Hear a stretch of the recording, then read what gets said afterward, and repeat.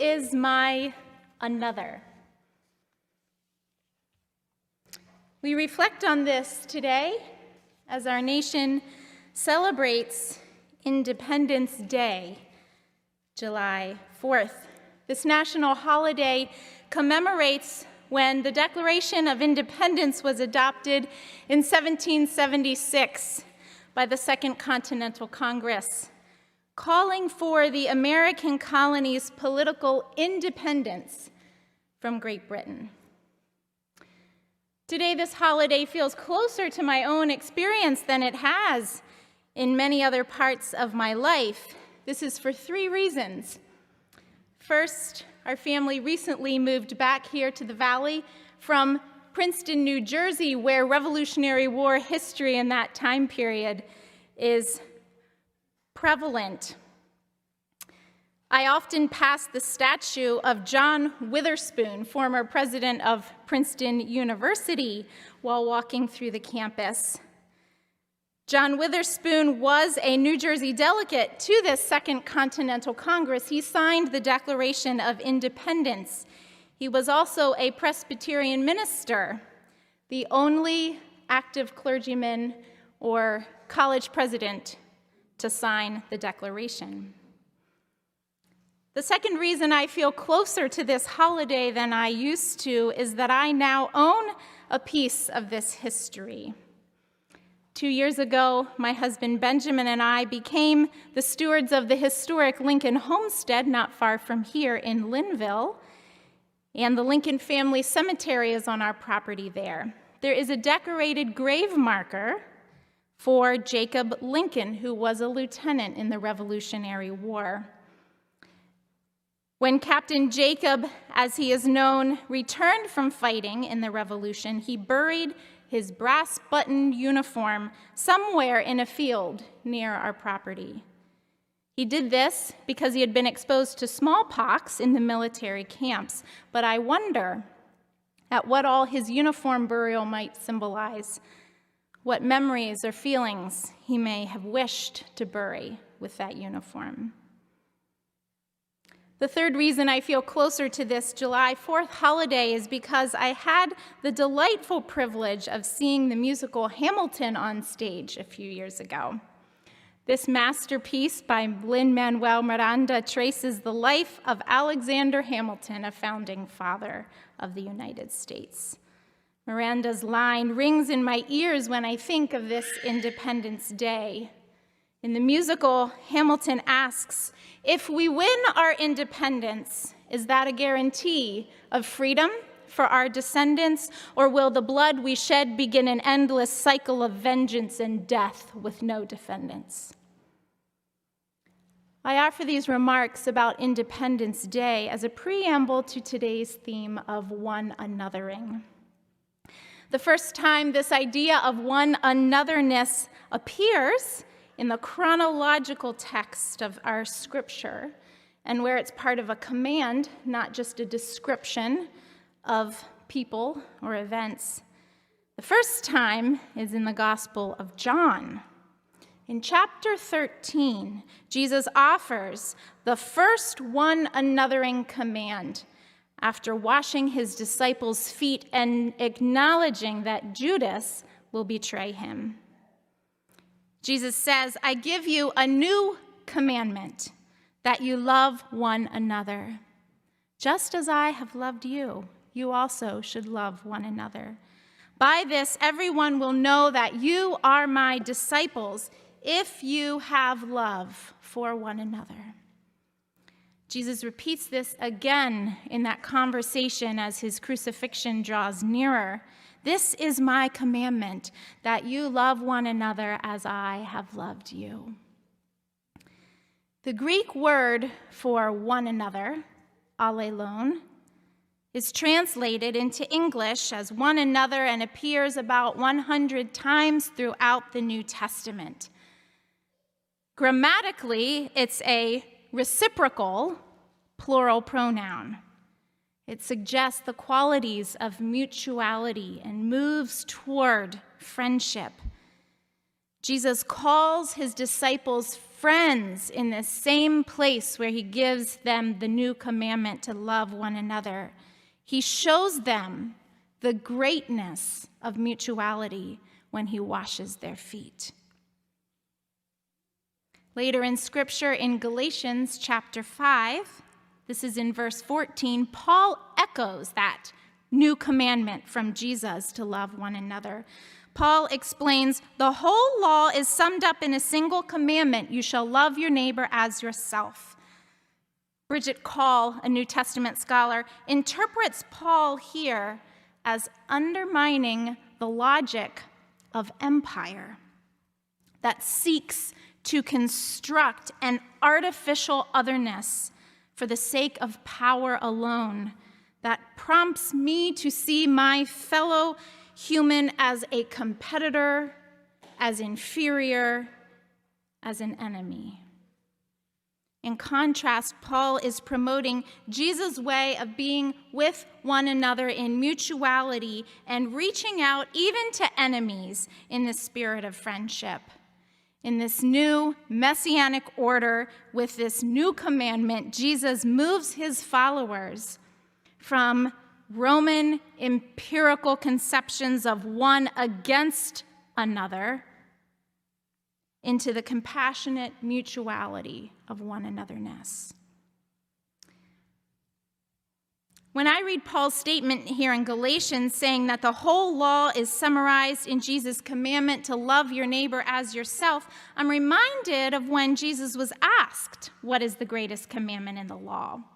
I find it interesting that Paul skips over what Jesus named first, love the Lord your God with all your being, and instead he goes straight to the second commandment, love your neighbor as yourself.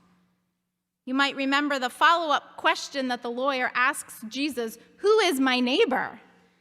When we wonder about this command to love one another, we might ask, who is my another? Jesus answered the lawyer's question with the parable of the Good Samaritan, casting a compassionate and generous other, racial and ethnically, as the neighbor who cares for the Jewish man attacked and left for dead on the roadside. As to our question, who is my another? I'd like to survey a couple of these New Testament one another passages and then finally turn to Romans 12 that was read. Throughout the New Testament epistles, this word, allelon, one another, appears in instructions to communities of Jesus' followers to describe how they should behave towards one another. Here are some examples. From our passage, honor one another and accept one another. Bear one another's burdens. Be kind toward one another. Forgive one another. Submit to one another. Bear with one another. Encourage one another. Comfort one another. Confess to one another. Pray for one another. Be hospitable toward one another. And so many times, love one another. These one anothering exhortations are concrete practices of love, as Heidi shared in the children's message. The New Testament scholar Elizabeth Schuschler Fiorenza notes that early Christians' self-understanding wasn't focused on self, it was focused on relationships, the experience of God's presence among one another and through one another. God is present within these love acts of one anothering. This loving of one another in the way Jesus showed his disciples. These concrete practices of love declare that we are interconnected, that we belong to one another. On this day, today, when our nation celebrates its independence, I invite us to consider not how we are independent from others, but how we are interdependent with others. Let's keep pondering this question, who is my another? So to whom does this kind of interdependence and belonging extend? Our passage from Romans chapter 12 can be divided into two sections around verse 13 as a pivot point. The first half of this passage is instructions for Christian community, and the second half is instructions for interacting in community beyond the faith community. Paul assumes that believers are part of both worlds. It's not quite as obvious in the New International Version, but in which verse 13 says, "Share with the Lord's people who are in need. Practice hospitality." In the New Revised Standard Version, it's a little bit clearer. "Contribute to the needs of the saints. Extend hospitality to strangers." This shift from saints to strangers marks this movement, and I read this passage as claiming both as our anothers. In Paul's instructions, first to the Christian community, to the saints, so-called saints, he calls followers of Christ to act with humility and to consider their anothers. He says, "Think of yourselves with sober judgment, not more highly than you ought." He gives a metaphor of the body to challenge hierarchy. He wants God desires all members to have the same mutual care for one another, to act with humility toward one another. There's an emphasis on diversity here as well. Spiritual gifts are received by God's grace. Everyone, every another has a spiritual gift. And this diversity is essential to the healthy faith community. There's diversity of social position alluded to, associate with those of low position. Later on in Romans, in chapters 11 and 15, Jews and Gentiles are mentioned representing ethnic diversity, and in chapter 14, there is diversity of religious practices, like eating restrictions and observing holy days. For Paul, diversity doesn't seem to divide. It enhances the community. There can be unity without uniformity. There can be, as we say here at Parkview, a community of communities. Paul recognizes that our well-being is tied to those beyond our immediate faith community as well. Not only do we belong to one another within the church, but also we belong to those beyond it. This passage also looks outward. "Bless the persecutor, feed the enemy who is hungry, weep and rejoice with your pagan neighbors, live peaceably with all." And realistically, he adds, as far as it depends on you, there is responsibility that we have. Do not take vengeance, seek reconciliation. Paul appeals to us to live in this same one-anothering spirit toward both saints and strangers. And there are three direct parallels in the verses that help us to recognize this. In verse 3, there is, "Don't think of yourself more highly than you ought." And then in verse 16, "Don't claim to be wiser than you are." In verse 9, "Hate what is evil, cling to what is good." And then in verse 21, "Do not be overcome by evil, but overcome evil with good."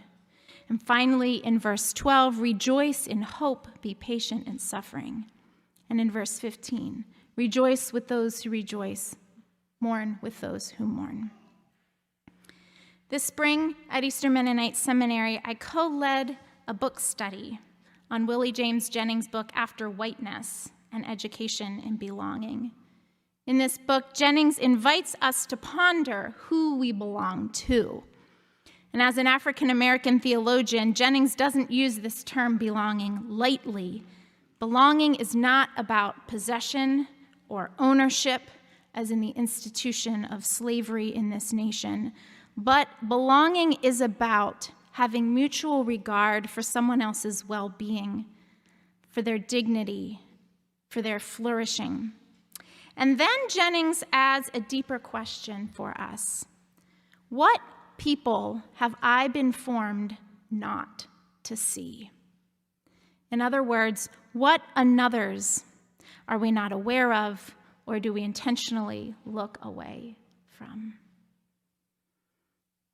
Personally, I've been working spiritually to practice greater awareness of my anothers who I cannot or do not see.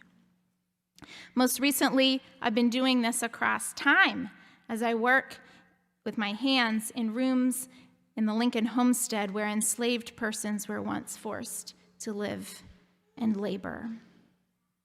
And yesterday, as I rehearsed my sermon and installed tile on a shower wall, I was spreading mortar on the back of every tile that said, "Made in Mexico." And I meditated as I worked, reflecting on these persons across geography to whom I'm tangibly connected by shared places and objects. I invited God's Spirit to increase my awareness of these neighbors, of these anothers, so that I might live in a way that contributes to their well-being, so that I might better love these anothers. In November 1775, in the early months of the Revolutionary War, a Mennonite leader in Lancaster, Pennsylvania, named Benjamin Hershey, wrote a pacifist declaration to the Pennsylvania Assembly on behalf of Mennonites and German Baptists in the area. It's really different than the Declaration of Independence that was written the following year. Benjamin Hershey declares, quote, "We find no freedom in giving or doing or assisting in anything by which men's lives are destroyed or hurt." Hershey stands in an Anabaptist tradition of nonviolence that's based on the theological conviction that every person bears the image of God and that our freedom is all bound up with one another's. The body in which the image of God dwells should be honored and should not be harmed. So in answer to Alexander Hamilton's question that I quoted from the musical, harming one another in order to become independent does not result in freedom. It does begin an endless cycle of vengeance and death. And this passage in Romans 12 speaks specifically against that. We belong to one another as members of the human family who are created by God to bear God's image, and our flourishing is all bound up with one another's. We've seen that this past year as we recognize just how interconnected we are across the world as a deadly virus has rampaged on our human networks. Our lives and our well-being critically depend on one another. Today, on this Independence Day, I invite us into an act of empire resistance by declaring our interdependence with one another across the world.